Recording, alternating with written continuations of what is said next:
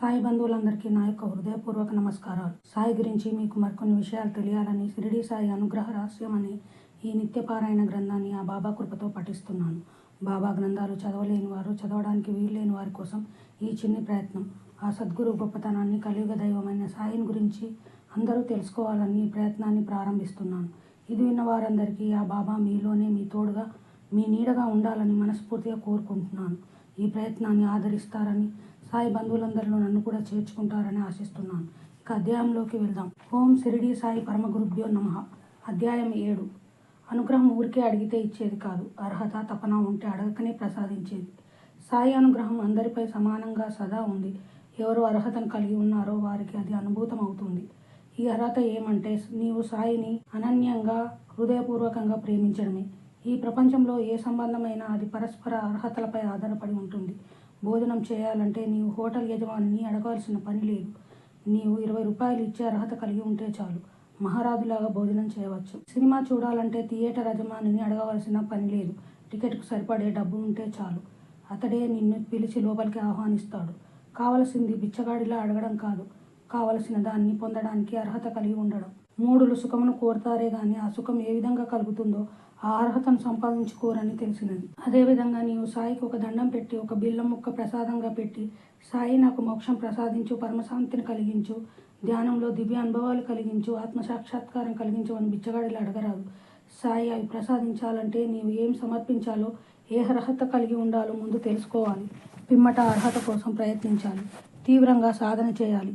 ఏ క్షణం నీకు అర్హత కలుగుతుందో ఆ క్షణమే నీకు అనుగ్రహం అడగకనే ప్రసాదించబడుతుంది. అందుకే సాయి స్వయంగా ఇలా అన్నారు.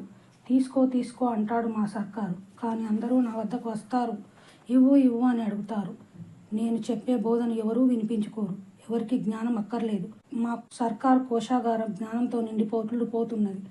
ఎవరూ రారు, బండ్ల నిండా తీసుకెళ్లరు. తవ్వుకో అని చెప్తే ఎవరూ దానికి పూనుకోరు. తవ్వి ఆ నిధిని తీసుకో అంటే ఎవరూ వినిపించుకోరు. విన్నారా సాయి ఆవేదన? నిధి ఎక్కడ ఉందో గురువు చెబుతాడు. నీవు చేయవలసింది ఏమిటి? తవ్వి ఆ నిధిని కైవసం చేసుకోవడమే. అంతేగాని గురువే గడ్డపార తీసుకొని తవ్వాలి, ఆ నిధిని నా చేతిలో పెట్టాలి, నేను ఆ నిధిలో రోజు బిర్యానీలు తింటాను అంటే గురువు మాత్రం ఏమి చేయగలరు? వీడి కర్మ అని మౌనంగా ఉంటాడు. గురు శిష్య సంబంధమే కాదు, ఏ సంబంధమైనా ఈ ప్రపంచంలో అర్హతలపై ఆధారపడి ఉంది. అందుకే మన పెద్దలు ఒక చక్కని సామెత చెప్పారు. కయ్యానికైనా వియ్యానికైనా సరిజోడి ఉండాలి. అంటే యుద్ధం చేయాలన్నా, వివాహం చేసుకోవాలన్నా పరస్పర అర్హతలు ఉండాలి. పాండవులలో నీకు ఇష్టం వచ్చిన వాడితో గదా యుద్ధం చేయమని శ్రీకృష్ణుడు దుర్యోధనుడితో చెప్పినప్పుడు దుర్యోధనుడు ఒక్క భీముడినే ఎన్నుకున్నాడు, కానీ మిగతా నలుగురిని కోరుకోలేదు. కారణం వారు అనర్హులు, భీముడు అర్హుడు కాబట్టి. వివాహ సంబంధంలో కూడా ఆడపిల్లవాళ్ళు అబ్బాయి ఉద్యోగాన్ని, ఆస్తిని, హోదాను, చదువును చూస్తారు. మగపిల్లవాళ్ళు అమ్మాయి అందాన్ని, వంశాన్ని, గుణాన్ని, స్థితిగతులను చూస్తారు. ఇలా చూడకుండా పిచ్చివాళ్ళు కూడా వివాహం చేయరు. ద్రౌపదిని వివాహం చేసుకోవడానికి ఎందరో రాజులు వచ్చారు, కానీ అర్జునుడు మాత్రమే ద్రౌపదిని చేసుకోగలిగాడు. కారణం అర్జునుడికి విలువిద్యా నైపుణ్యం అనే అర్హత ఉండబట్టే. సీతను వరించడానికి ఎందరో వచ్చారు, కానీ రాముడు మాత్రమే వరించాడు. కారణం రాముడికి అధిక శక్తి అనే అర్హత ఉంది కాబట్టి సాధక, కోరిక ఉంటే చాలదు, కోరికకు తగ్గ శక్తి ఉండాలి. కోరిక అడిగితే చాలదు, కోరికకు తగ్గ అర్హత ఉండాలి.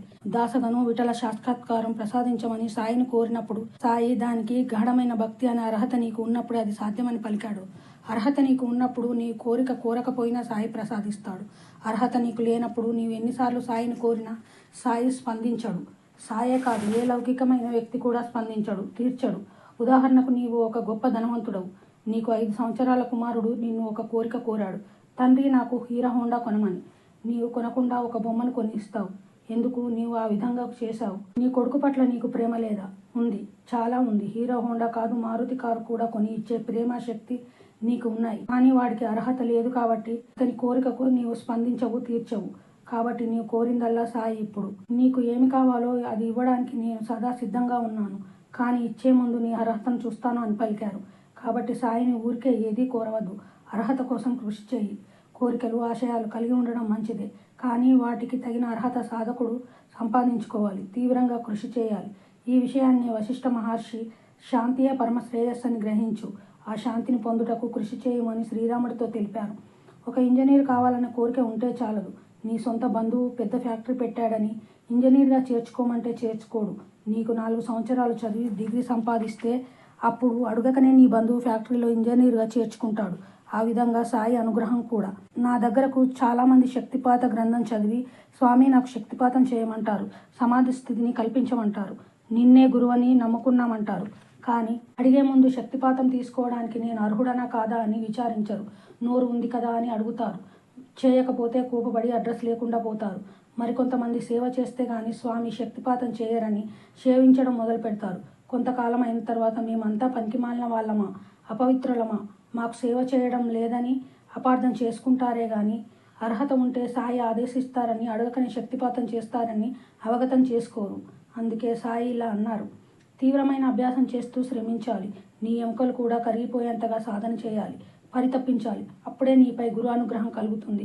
క్రమంగా నీకు బ్రహ్మజ్ఞాన అనుభూతం అవుతుంది. కొంతమందికి అర్హత ఉంటుంది కానీ తపన ఉండదు.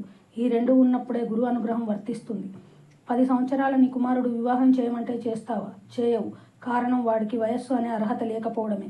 30 సంవత్సరాల వయసున్న వివాహం అంటే తపన లేని వాడికి వివాహం చేస్తావా? చెయ్యవు. కాబట్టి వివాహం జరగాలంటే వయసు ఉండాలి, కోరిక ఉండాలి. అదేవిధంగా మంచి అనుభవాలు, ఆత్మ సాక్షాత్కారం పొందడానికి సాధకుడికి పరిశుద్ధమైన మనసు, పవిత్రతతో కూడిన బుద్ధి ఉండాలి. వాటిని పొందాలన్న కోరిక, తపన ఉండాలి. అప్పుడే అవి సాధకుడికి కలుగుతాయి. నా దగ్గరకు వచ్చే చాలామంది భక్తులలో కావలసినంత ధనం, వయస్సు, మంచి ప్రవర్తన, పరిశుభ్రమైన మనస్సు, బుద్ధి ఉంటాయి. కానీ సాయిని దర్శించాలన్న తపన, ఆత్మసాక్షాత్కారం పొందాలన్న ఆవేదన ఉండవు. అలా లేని వారికి నేనేమి చేస్తాను? సాయి మాత్రం ఏం చేయగలడు? ఇలాంటి వారికి ప్రేమతో శక్తిపాతం చేయడం వలన ప్రయోజనం ఏమిటి? అనవసరంగా గురుశక్తి వ్యర్థమవుతుంది. ఒక స్వీయ అనుభవం వినండి. 2000 సంవత్సరంలో ఒకరోజు షిర్డీకి వెళ్ళాలన్న తీవ్రమైన తపన కలిగింది. కానీ డబ్బులు లేవు. కోరిక తీవ్రంగా ఉండడం వలన అప్పు చేసి వెళ్ళాలని నిర్ణయించుకున్నాను. ఆ విషయం తెలిసి నా శ్రీమతి అప్పు చేసి షిర్డీకి రావద్దని బాబా చెప్పలేదా అని అన్నది. అలా చేస్తే గురు ఆజ్ఞ ధిక్కారం అవుతుందని విచారణలో పడ్డాను. వెంటనే ఒక ఆలోచన మెరుపులా మెరిసింది. సాయి అప్పు చేసి షిర్డీకి రావద్దని చెప్పాడే గాని బంగారు గాజులు తాకట్టు పెట్టి రావద్దని చెప్పలేదు కదా అని గాజులు ఇమ్మని ఆమెను కోరాను. నా మాట కాదనలేక ఆమె ఇచ్చింది. అవి తీసుకొని మెట్లు దిగానో లేదో ఒక కారు ఇంటి ముందు వచ్చి ఆగింది. ఆ వ్యక్తి తన కొడుకుతో వచ్చి, మా అబ్బాయికి ఇంటర్ మ్యాథ్స్ ఎగ్జామ్ పోయిందని, మీరు కోచింగ్ ఇస్తే 10,000 ఇస్తానని 3,000 అడ్వాన్స్ చేతిలో పెట్టి చకచకా వెళ్ళిపోయాడు. సాయి లీలకు నేను ఆశ్చర్యపోయాను. బాబా ఎందుకు ఈ లీల చేశారు? నా తపన తీవ్రంగా ఉంది కాబట్టి సాధక అద్భుతమైన పలుకులను సాయినాథుడు మరలా పునరావృతం చేస్తున్నారు. శ్రద్ధగా విను. నీ గురువును నీవు ఏది కోరవద్దు. ఇది కావాలనే ప్రార్థన కూడా చేయవద్దు. నీ కోరిక ఏమిటో చక్కగా అర్థం చేసుకొని నా ఆశయ సిద్ధి కోసం శ్రమించు. తీవ్రంగా సాధన చెయ్యి, సేవ చెయ్యి. నా గురువు నన్ను ఇంకా అనుగ్రహించలేదే అని గురువును అపార్థం చేసుకోవద్దు. గురువుపై కోపపడవద్దు. నీకు ఇంకా అర్హత రాలేదనే విషయం చక్కగా అవగతం చేసుకో. నీకు మంచి అనుభవాలు కలగలేదంటే, సాయి లీలలు జరగడం లేదంటే, నీవు చేసే సాధన చాలలేదని తెలుసుకో. నువ్వు చేసే త్యాగం చాలదని తెలుసుకో. నీ మనసు ఇంకా పరిశుద్ధం కాలేదని తెలుసుకో. నీ బుద్ధి ఇంకా పవిత్రం కాలేదని తెలుసుకో. నీ హృదయం ఇంకా ప్రేమతో నిండలేదని తెలుసుకో. ఈ విధంగా అవగతం చేసుకుని అర్హత సంపాదించు. తపనతో శ్రమించు. విజయం నీదే, పరమశాంతి నీదే, మోక్షం నీదే. పరమ గురువు షిరిడీ సాయి సమర్పణమస్తు.